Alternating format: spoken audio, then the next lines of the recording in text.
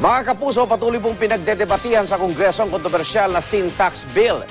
Ito yung panukalang nagnanais sa taasan ng buwis sa mga produkto tulad ng alak at sigarilyo. Dagdag pondo raw ang idudulot ito para sa gobyerno at makatutulong pa sa kampanya laban sa mga bisyo. Pero hindi lahat po isang-ayon sa posibleng epekto nito kapag naipasa na. Alamin natin ang pulso ng publiko sa ulat na ito.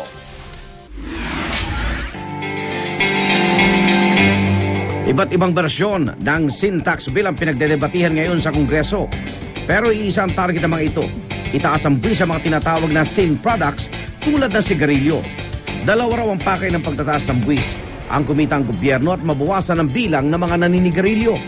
Sa tala kasi ng National Youth Commission, umabot na sa mahigit 2 milyong kabataan na edad 13 hanggang 15 ang naninigarilyo. Yan ay 25% ng kabuuang bilang ng mga naninigarilyo sa Pilipinas. Kasama sa bilang na yan ang grade 5 student na si Jasper, hindi niya tunay na pangalan. Nahuli siya kamakailan na naninigarilyo sa loob mismo ng kanyang eskwelahan sa San Fabian, Pangasinan. Natutunan niya raw ito sa kanyang mga pinsan. Kailan ka pa natutong gumamit? Matagal. Kailan? January lang. January. Ilang sigarilyo yung nauubos mo sa isang araw? Mga 5 lang. 5.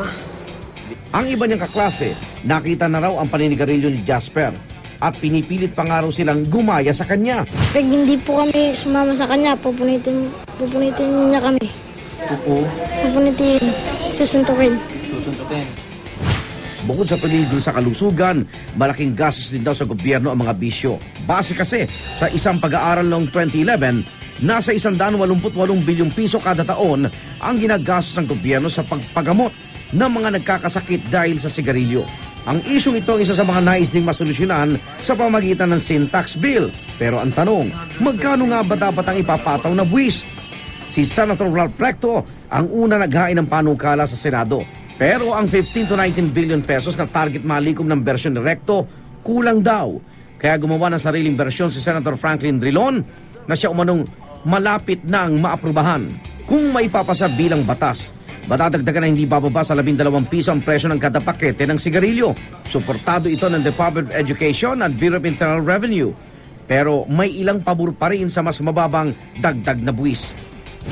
So we say now, 40 billion. It is as if we adjust. We put the figure without first considering whether it is realizable or not. Why is it 40? Why? What was wrong with the Recto 15 or the House 30? Sa kabila nito, kampante si Drilon na lulusot ang bersyon niya sa Senado. Ayon pa sa kanya, inaasahan niyang maipapasa na ito sa Lunes.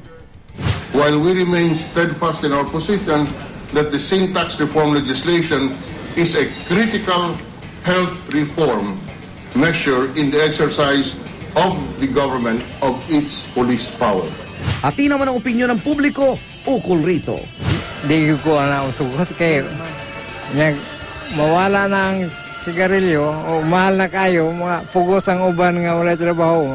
Maka panguha nga dili laha para lang maka-afford sa mapalitan lang sigarilyo.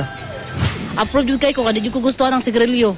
Para mataas ang presyo, para katong mga pobre, dili sila ka panigarilyo kay mahal naman. Pero kung i-pursue na guro nilang amo na siya nga bill, may tendency guro nga ma-decrease. Pero hindi gid siya sila nga drastic gid ang pag-decrease ang amo ng level, so especially sa mga tawo nga panigarilyo.